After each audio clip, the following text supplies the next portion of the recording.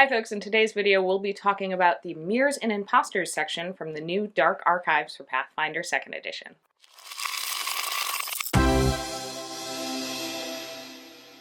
The Dark Archive is a new supplement that's coming out for Pathfinder, and it's really cool. It's sort of a supernatural exploration that definitely touches on more of like horror themes, which, you know me, I really like running horror games, so that's really cool. I like that it gives lots of lore and backstory. There's some new classes and ancestries, there's new items and spells, as well as different stories. We'll be focusing on the Mirrors and Imposters section of the book. This section starts out with some lore about different mirrors and imposters. It doesn't dive into a whole lot of detail on any of them, but it gives just enough detail to kind of figure out how you can place some of these, like a doppelganger or a like mirror duplicate, into the world of Pathfinder, and gives just enough details to be like, okay, we can link this to this group of people or to this location. And I definitely, reading through that, got a few ideas for how to like incorporate some of the things in this section into a game. Like, had a couple of ideas for some like little story hooks. Yeah. And when we're talking about mirrors and imposters, it's like you said, it gives a couple of very specific ones. Either it is a cloning experiment that's gone wrong, or a really bad transmutation spell that happened, something from the Feywild, or yeah, like a mirrored reflection of your character. It really expands the lore and the universe of Pathfinder. The little story hook that I like the most is the idea that there's this university, this magic school, and in the basement there's a pool, and it said if you do a certain spell and you get into the pool, you can sort of duplicate yourself in order to help with your studies, but sometimes that goes really badly, like your doppelganger decides, oh, the best way to make you top of the class is to kill your rival. So yeah, there's a lot of really fun stuff in there like that. Yeah, and I really liked the idea of like the mirror self or the mirror image spell going awry, and so creating this like duplicate that maybe is the evil version of that character, or is this idea of like, well, I want to become the original, so I'm going to kill the original. Yeah, for the most part, this gives you a really cool jumping off point, as well as the built-in adventure that's a part of this section, which we're not really going to talk about that much because you should go and play it. It's a lot of fun. The one thing about the adventure for this section and sort of throughout the book is, I think if you're going to do it, have that session 0. We always advocate a session 0 because everyone at the table really needs to buy in, right? And sometimes horror can be difficult because everyone wants to be the hero and no one wants to be scared, and I don't think that that's going to work great for this book. So just encourage everybody to allow themselves to buy into those themes.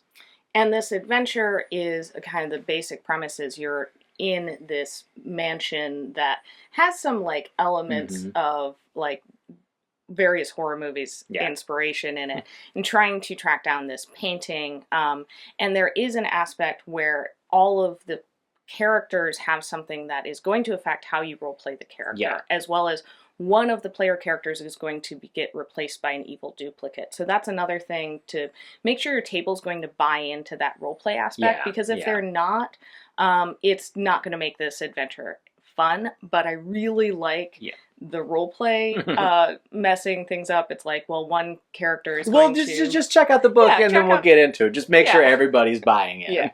A big thanks to all of our patrons, but especially to Black Dragon Gaming. If you like what we do and you want to help us do more of it, then please check out patreon.com/rollforinitiative and look at the perks of being a patron. All right, let's get back to the video. One thing that's really neat is the new heritage for the duplicate, doppelganger, mirror image, whatever you call it there. And then there's a bunch of extra feats that come along with that. The ones that I like are the ability to sort of shrug off what's happening to you, because then it's happening to the other version of you out there somewhere. And as a game master, what a really cool thing to use later. This person who looks exactly like you shows up and is like, you have been making my life miserable. What happened? But yeah, there's a lot of really cool extra supplemental stuff throughout this section, so check that out. And the feats are flexible enough that you can fit them to kind of however this mirror imposter character was created, it will fit with their backstory. Another really neat section of this was all of the different traps and hazards themed around these mirror images and duplicates, and you liked a lot of them. Yeah, there's a nice variety of them. There are 12 simple and I think it's 5 complex hazards, ranging from, level -1 all the way up to 20, so there's a lot of different options there. A lot of them do have to do with mirrors or perception, messing up like illusions. I really like some of the ones that are straight out of horror movies. There's a funhouse mirror that distorts the character's body, physically. Ugh. There's also one that it's a covered mirror, and when something gets close enough, a spirit comes out and is covered in the shroud, revealing the mirror behind it. I can picture that. I think we've seen that in a couple of different movies. Yeah. There's also a lower level one, which is a shrinking room. The further in you get, the smaller and smaller it gets. An interesting thing with that is the trigger for it is when a creature 100 pounds or more enters the hallway. Oh. So potentially you could have a gnome or a halfling wouldn't actually trigger it. They could just walk in and get to the door and be like, "Hey guys, come on, follow me." And then the rest of your party is like, what is going on? That'd be really fun. That'd be really cool. So yeah. There's a lot of different hazards. And I also like that the hazards are not just this does damage, but there are things that affect more of the mental and role play aspect of the game, and have slightly different ways of needing to dismantle them that aren't just, I roll a, dexterity trap to try and undo the latch. There's also a new archetype in here, the alter ego, which is you get to You said eagle. Eagle. The alter eagle. The alter eagle. It's an eagle that sits on an altar. No, Hilo. The alter ego.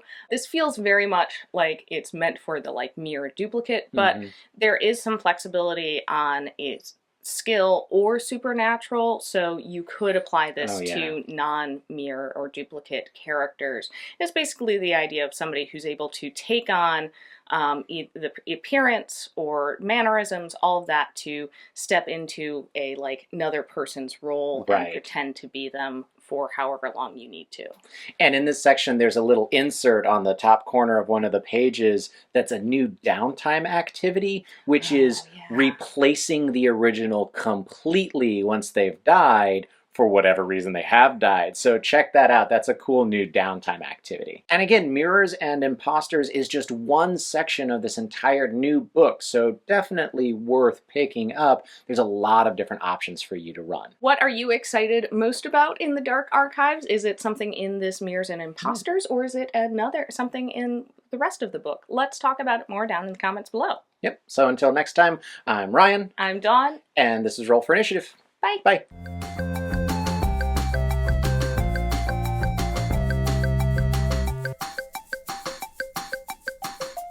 Mirror. You say mirror. Mirror? Yeah. Mirror? Mirrors. Mirrors? Mirror. Mirror. Oh. Mirror. Oh. Meerkat? Mirror. A mirror cat.